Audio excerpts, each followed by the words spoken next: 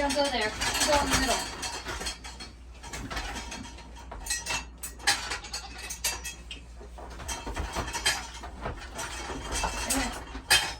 Right here. Come on. Hello everyone, my name is Amberly and I own and run DesertHardt Dairy Goats here in Yuma, Arizona. For today's video, I'm going to explain to you why I'm cursed, but first, we need to get these girls milked.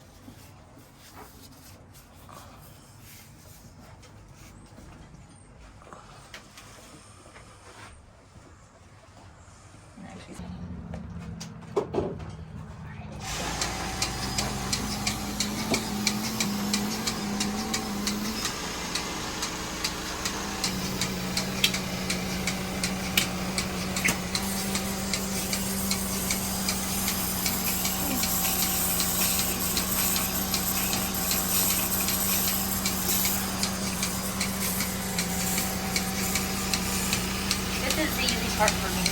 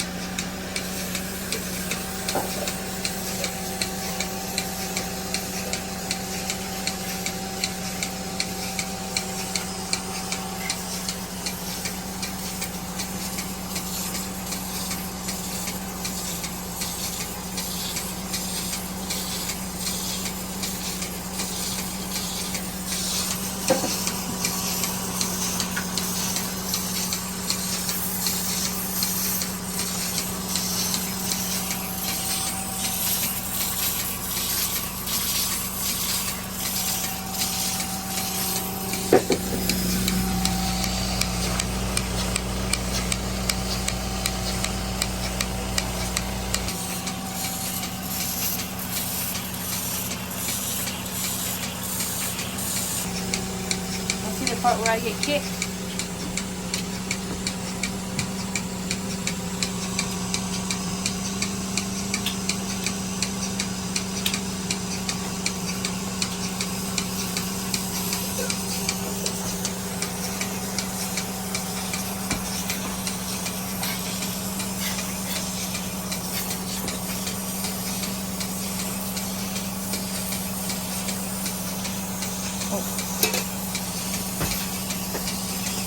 Hey. Hey.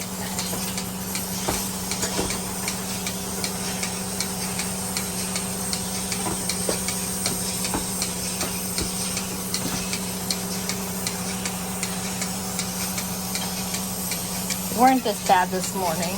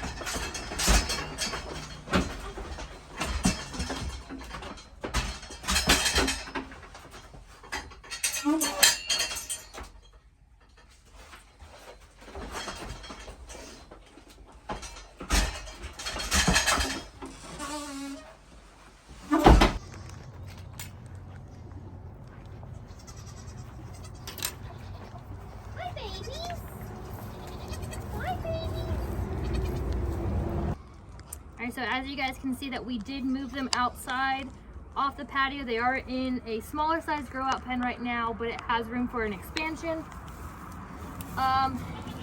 Just in case we need some more room. So they're loving it. So this is their first evening out here. So they're not too sure what to think about it, but gonna get some bottles in everyone for this evening. And I'm gonna explain to you the first reason as to why I believe I'm cursed. All right, so the first reason that I believe that I am cursed is for some reason I'm now having technology issues as far as uploading videos with the software that I use. And now my SD card for my camera is corrupt. So with Pixie's birth, I accidentally deleted those files, so that was on my own. I'm not cursed for that.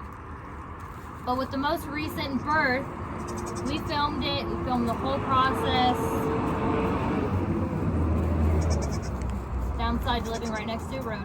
So we filmed the whole process of the most recent birth that happened yesterday.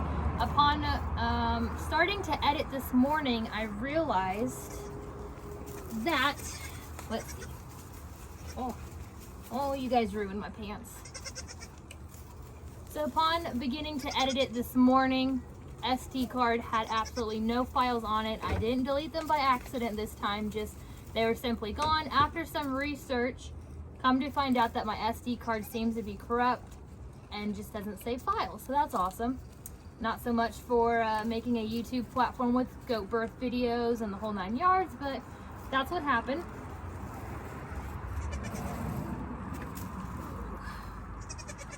I have milk going down my arm, guys. We are messy this evening.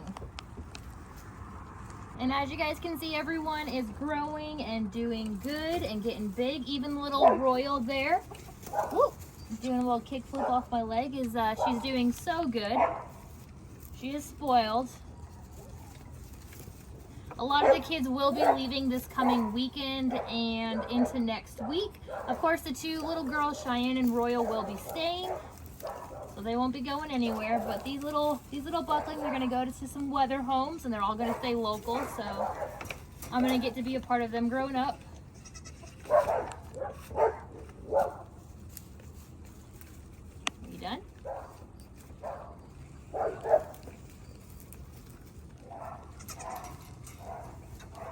Okay, let's go.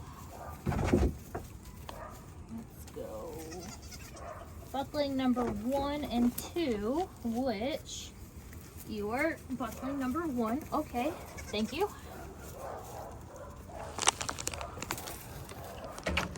So as you guys know, I pulled these guys at 2 weeks old off of their mom, and they're taking bottles really good, like really good.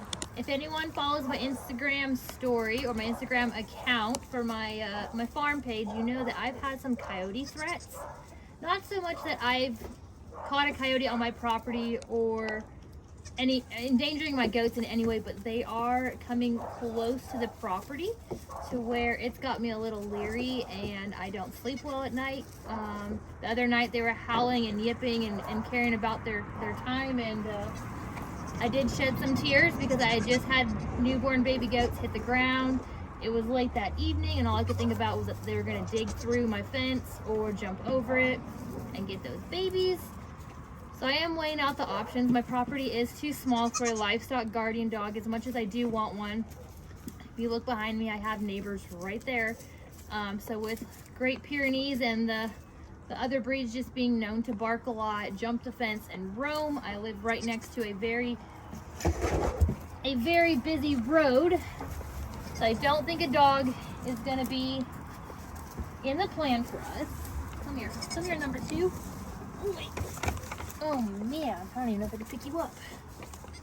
It's number 2, right? Yeah, I just have the red collar. Okay. So I don't think a livestock guarding dog is going to do us well right now. I had thought about a donkey, adopting it from the Bureau of Land Management, because they do a roundup every couple of months, and they allow adoption for wild donkeys and horses. So I had thought about that, since the donkey's raised out in the wild, that it would protect the goats.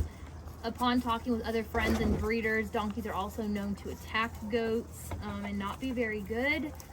So I don't know if I want to take that gamble or not. The other thought was an alpaca or a llama. but I would have to read up to see how well that they protect the herd. My other thought was, before I had a coyote threat, we do live close to the Mexico border here in Yuma, and so my biggest threat was people walking by, looking over the fence and seeing, you know, cute little goats, or just seeing goats in general and them walking off with them. So that was my biggest threat. I thought to get an emu, because who's gonna jump a fence with a big dinosaur bird in it? Of course, I'm not gonna go in that pen with the emu either. But now that we have a actual predator threat of a coyote or multiple coyotes, I might have to be looking at those pros and cons of everything, which is not something I want to do because we live right on the outskirts of town. We are in county limits. We are county zoned, so having goats and everything, livestock, is allowed. As you can probably hear, my dogs are barking at someone, so I do have dogs on the property. I have Queensland Heelers. They protect my property, my house, my yard. But because they are Australian cattle dogs, they are known to herd livestock. I don't allow them access to the goats because they are herding dogs. They herd the animals, not protect them. So if a coyote came in the goat yard, I don't know if my dogs would actually defend the goat and attack the coyote. So I don't know, guys. I don't know what to do yet. I'm still running in all the options. Okay. Miss Royal is next. Yes. Yes. It's not going anywhere. I promise. So I had no intentions on retaining Royal, but with my current buck count, I think she's going to be staying, guys. I know I mentioned it in the last video that she'd probably be staying, and it looks like we will. So Royal here is actually the niece to Trouble, who earned her Milk Star in Superior Genetics. Her mother T is Trouble's full sister, but she just hasn't been put on milk tests, Linear Appraisal, or any of that yet. That will change this coming lactation that we're actually in the middle of. Sorry, to make sure she didn't drink too much. Ah! Yeah, thank you. I'm glad I'm not going anywhere. So T will be milk tested. We won't be Linear Appraised this year because the state of Arizona got scored last year, and so did the part of California that I actually went to for my host. So unfortunately, no scores this year, but 2023 we'll have quite a few going on that trip.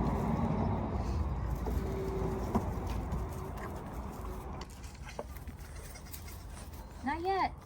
Oh, you've already had a turn. Yes, you've already had a turn.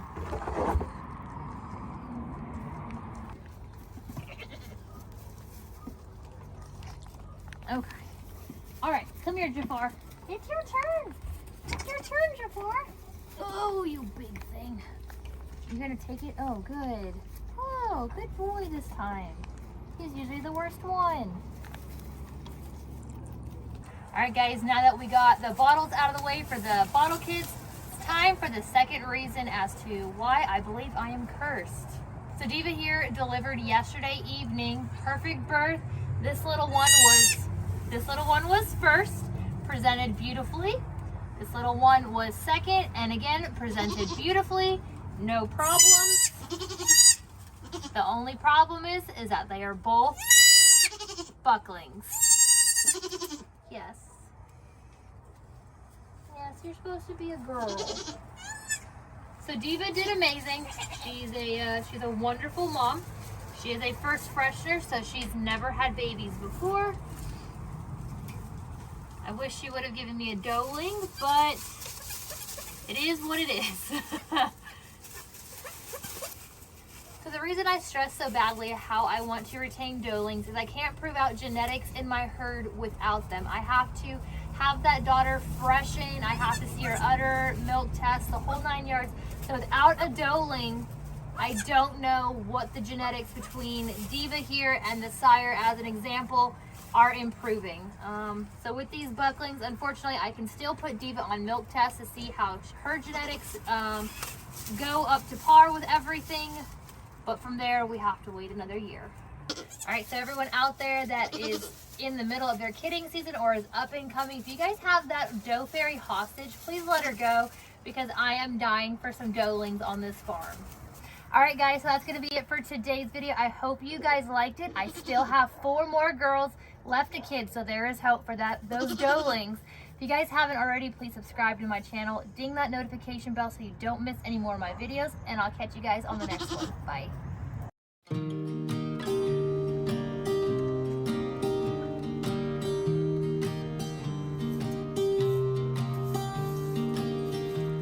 I was never the one to write up a song for just anyone.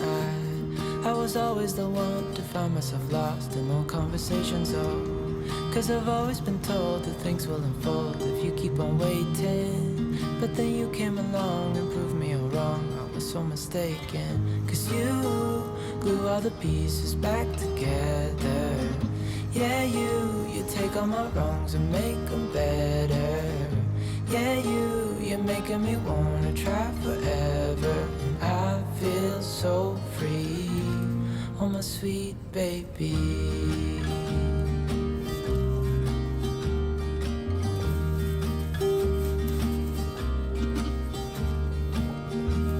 I was never the one to give up the ghost. No, I was so stuck. I kept on playing my part, wanting to give up 'cause nothing was changing. But with you it's so clear, and now that you're here I see colors in every spectrum. Guess I finally learned my lesson, 'cause you glue all the pieces back together. Yeah, you take all my wrongs and make them better. Yeah, you're making me wanna try forever. And I feel so free, oh my sweet baby.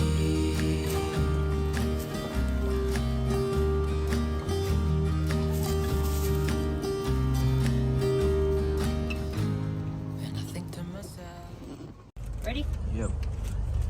All right, so I know I might get asked what my little red clips are. They're actually, well, not that one. They're actually navel clips that they close down on the umbilical cord. It's to stop bacteria from being transmitted from the end of the umbilical cord to the navel area. I'll still spray down the navel with iodine just to be safe, but I thought these were really neat. So I ordered these off Caprine Supply, and they were only a couple of bucks for 10 of them. So that's pretty nifty. Another item I added to the kidding box. Okay.